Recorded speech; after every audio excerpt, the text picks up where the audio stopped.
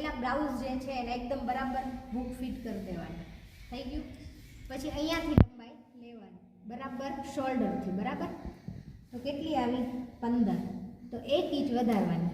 તો આપણે આવી રીતે 15 છે તો 1 ઇંચ વધારીને 16 બરાબર. તો 16 ઇંચ લંબાઈ થઈ ગયું. હવે આ જે છે એને આમ નહીં કરવાનું, બરાબર અહીંથી આમ ફિટ કરવાનું. ક્યાંથી? વ્યવસ્થિત લેવાનું. તો અહીંયાથી આ શોલ્ડરનો માપ લેવાનું. કેટલો આવે છે? 10. તો 10માં +1 કરવાનું. તો કેટલા થયા? 11. 11ના અડધા 5.5 બરાબર.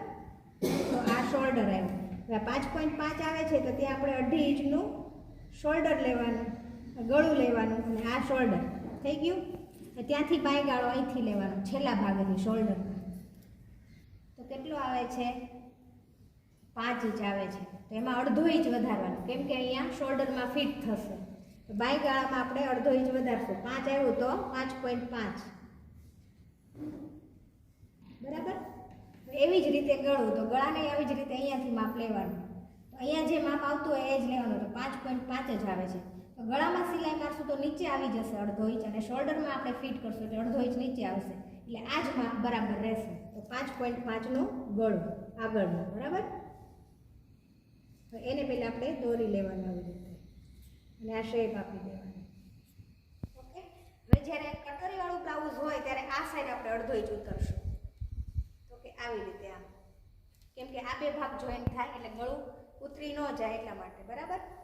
હા. હવે છાતીનો માપ ચોથા ભાગનું જ લેવાનું છે. આ એક ભાગ, આ બે ભાગ અને પાછળ બે, 4 ભાગ થઈ ગયા. આપણે હંમેશા ચોથા ભાગનું માપ લઈએ છીએ. તો આ સાઈડથી ચોથો ભાગ લેવાનો. ક્યાં સુધીનું? આ. તો કેટલો આવી છાતી? 8 ઇંચ.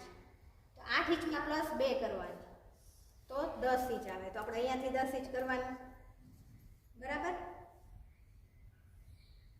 અને અહીંયા 1 ઇંચે નિશાન અને બીજું 1/2 ઇંચે, એ બંનેને આપણે ગોળાઈ આપી દેવાની બરાબર. હવે નીચે કમર, તો કમરને તો અહીંયાથી જ લેવાનું માપ ચોથા ભાગનું. તો કેટલું આવ્યું? 6.5. આમાં આપણે 3 ઇંચ વધારશું. કેટલું વધારશું? 3. તો 6.5 નું 7.5, 8.5 ને 9.5 બરાબર. હવે 3 ઇંચ શું કામ વધારેલું છે? કે પાછળ ટક્સ આવે બરાબર. એ ટક્સ આવી રીતે પાછળની સાઈડ આવે એટલા માટે.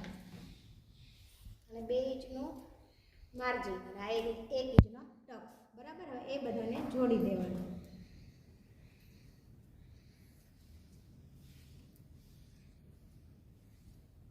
થઈ ગયું. હવે ધારો કે આમાં આપણે નીચેનો કોઠો છે બરાબર. આને શું કહેવાય? કમર પટ્ટો. આ કમર પટ્ટો કેટલો છે? 4.5. તો આપણે આમાં 1 ઇંચ વધારેલું છે. તો અહીંયા 4.5 હોય તો 5.5 લેવાનું. 4.5 છે તો 5 ઇંચ, 1/2 ઇંચ વધારે બરાબર. તો અહીંયા 5 ઇંચ, અહીંયા 5 આવતું હોય તો અહીંયા 4.5, 1/2 ઇંચ ઓછું. કેટલું આવ્યું? એ કમર પટ્ટો થઈ ગયો. હાલો, થઈ ગયો. હવે આ કમર પટ્ટો છે ત્યાંથી અહીંયા કટોરીનું માપ આવે, ફિક્સ માપ લેવાનું. તો કેટલું આવે છે? 5 ઇંચ. તો અત્યારે આપણે 5 ઇંચ આમાં દોર્યું. તો 5 ઇંચ અહીંયા નિશાન કર્યો. હવે ગળાની કટોરી છે બરાબર. તો આ ગળાનું અત્યારે ફિક્સ માપ જ લેવાનું. કેટલું આવે છે? 3 ઇંચ. તો આ જે ગોળાઈ છે ત્યાંથી આવી રીતે આમ 3 માપવાનું. તો અહીંયા એવું આ નિશાન બરાબર. હવે આ ભાગેથી આ વચ્ચેનો, તો આ ભાગ જે છે એ નાનો હોય. તો 2 ઇંચ છે તો એમાં આપણે 1 ઇંચ વધારવાનું. શું? 1 ઇંચ ને 1/2 ઇંચ. તો 2નું 1/2 લેવાનું. કયા? નીચેના ભાગેથી. તો અહીંયા 1/2 ઇંચ નિશાન બરાબર. કેટલા નિશાન આવ્યા કટોરીના? એક ગળાનું, પછી એક બાયગાળાનું અને અહીં નીચેનું બરાબર. અહીં આવે છે ને આ કટોરીનો ભાગ એ. તો એ ત્રણેયને ગોળાઈમાં દોરી દેવાનું. આ તમારું બ્લાઉઝનું કટિંગ બરાબર. પહેલાં લંબાઈ લેવાની, પછી શોલ્ડર લેવાનું, ત્યાંથી બાયગાળો, પછી ગળાની ઊંડાઈ. હવે આવી જ રીતે આને દૂર અહીંથી કાપી નાખવાનું આખું બરાબર. પહેલાં આ ભાગ કાપવાનો અને આ કાપવાનો. પહેલાં ગળું આગળનું કાપવાનું છે, પછી પાછળનું ગળું આપણે પાછળનું માપ લેવાનું. જેટલું ગળું હોય એટલું. તો આમાં કેટલું છે? 8 ઇંચ. તો એ પાછળના ભાગે 8 ઇંચ લઈ અને પછી એને કાપવાનું. પહેલાં આગળનું કાપી નાખવાનું બરાબર. હવે આ કટોરીમાંથી નવી કટોરી આપણે બનાવશું. હવે આમાં 3 ભાગ પડશે આગળ. તો કે સૌથી પહેલાં આ કટોરી, આ નીચેનો કમર પટ્ટો અને આ બાયગાળો એમાં ઓટોમેટિક આવી જાય બરાબર. તો આમાં 2 જ માપ લેવાના, કમર પટ્ટો, કટોરી અને બાયગાળો. તો કેવી રીતે માપ લેવાનું મેં સમજાવ્યું એમ બરાબર. આ જે બ્લાઉઝ આપણે દોર્યું છે એવું જ બ્લાઉઝ મેં પેપરમાં કર્યું છે બરાબર. હવે એમાં આપણે કટિંગ કેમ કરવું, તો પહેલાં કમરપટ્ટો લેવાનો, પછી અહીંયા લેવાનો, પછી બાય ગાળો અને આગળના ભાગમાં અડધો ઇંચ ઉતારવાનો બરાબર, અને આગળનું ગળું, એમાં આપણે પાછળનો ભાગ કાઢી દીધો બરાબર. હવે આ કમરપટ્ટો કાપવાનો પહેલાં.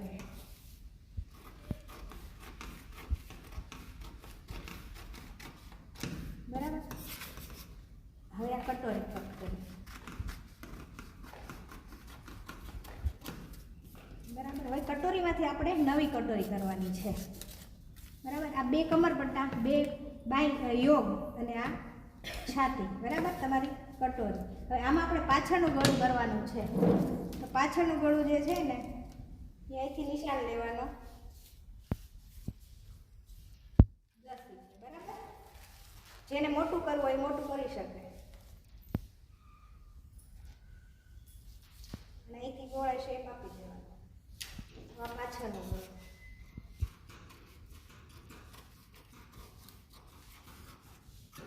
બરાબર. આ પાછળનો ભાગ. હવે અહીંયા આપણે જે 3 ઇંચ વધાર્યું નીચેની સાઈડ, એ અહીંયા ટક્સ આવે બરાબર. આની વચ્ચે આવે કેની શોલ્ડર છે એની વચ્ચોવચ બરાબર. હવે તમારા બ્લાઉઝમાં જેટલું માપ હોય ને એટલું, 5 ઇંચ હોય તો 5 ઇંચે કરવાનું, 4.5 હોય તો 4.5. બે બાજુ અડધો અડધો ઇંચ જાય એટલે આ પાછળનો ટક્સ બરાબર. સૌ પહેલાં પાછળનો ટક્સ લેવાનો અને પછી શોલ્ડર ફિટ કરવાનો. હવે આ જે છે કટોરી, એમાંથી નવી કટોરી બનાવશું બરાબર. તો નવી કટોરી કેમ બનાવી, તો અત્યારે આપણે આમાં જોઈ લઈએ, અથવા આમાં જોઈએ કે તમને કેવી રીતે મારે વધારવું યાદ છે બરાબર. તો આ નવી કટોરી કરશું.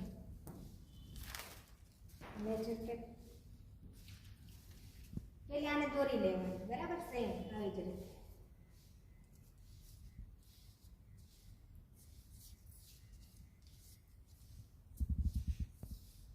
બરાબર. આ દોરાઈ ગઈ. હવે બંને સાઈડ અડધો અડધો ઇંચ ઉપરની સાઈડ વધારવાનું છે. કેટલો? ખાલી અડધો ઇંચ. શું કામ? આપણે સિલાઈમાં જાય એટલે.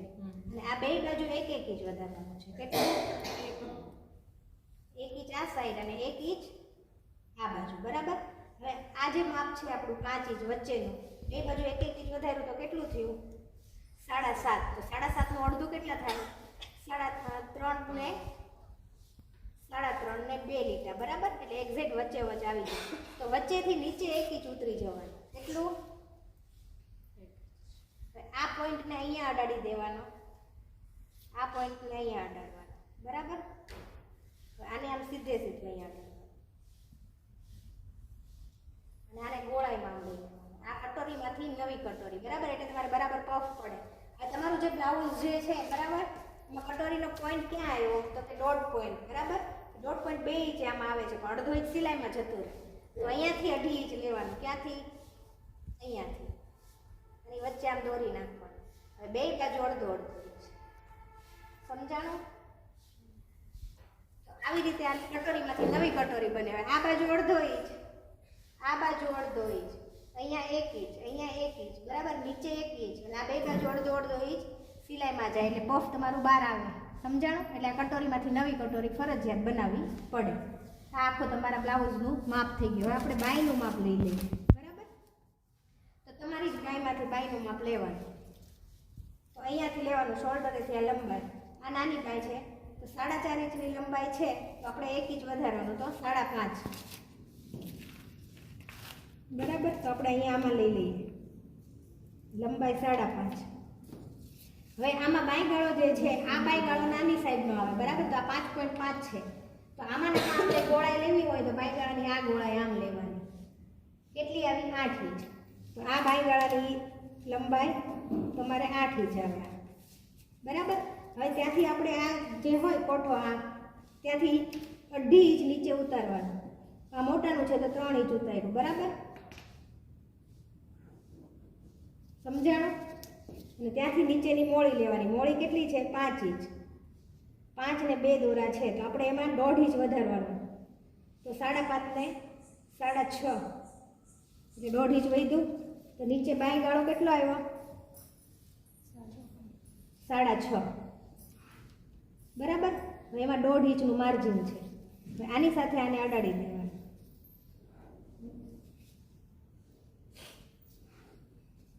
અને અહીંથી ફિશ કટનો શેપ આપી દેવાનો.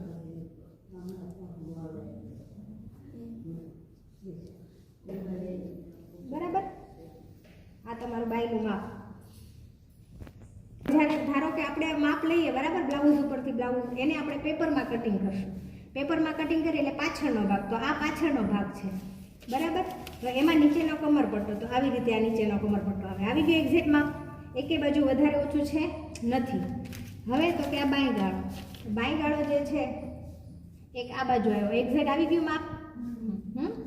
આ બાંય ગાળામાં આપણે ભૂલશું, બાકી રહી ગયું છે આગળનો ભાગ કાપવાનો, કે જ્યાંથી આપણે ઓલું ફોલો પડે નહીં, તો એ કાપી નાખીએ.